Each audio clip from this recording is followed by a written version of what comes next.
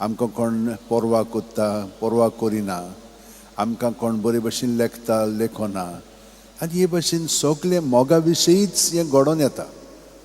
तर ह्या मोगाक मनाची ताण आसता, भूक आसता, ती थंयसर भागोवपाक आमी बाकीची सगळीं जाणां प्रयत्न करता. हाका लागून आमी इस्कॉलाक वेता, थंयसर आमी शिकता, मागीर कॉलेजीक वेता, मागीर आमी वैदिकूय शिकता.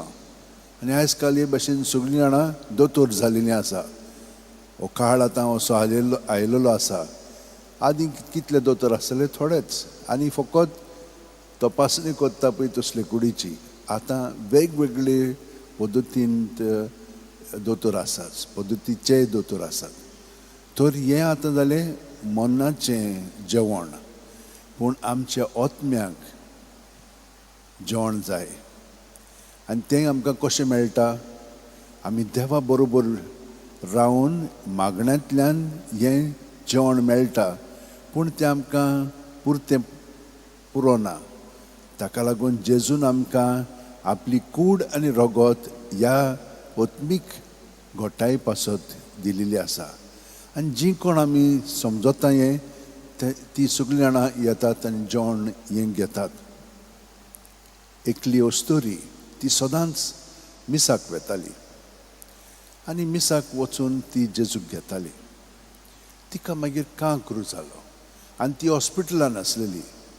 तिका सांगलें थोडेच दीस तुजे उरल्या, तूं आतां घरा वच.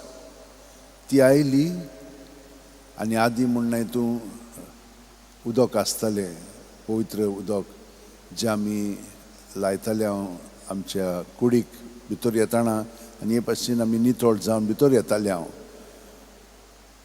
आमगेरूय आसा, पूण वयर आमी दवरलां, कित्याक हांगसर ही सुकणीं बा मेळे कोत्ता, वो लोक येवन आपले हात घालता, आनी आतां कोविडाक लागून तें भायर दवरलेलें.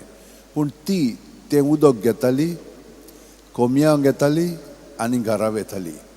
दोतोरान सांगलेलें तिका एक सुमान भर तूं जियेतली आनी मागीर मरतली म्हणून. 13 वर्सां तिणेन काडली आनी फकत हें जेवण तिचें. जेजूक घेताली आनी पवित्र उदक पियेताली.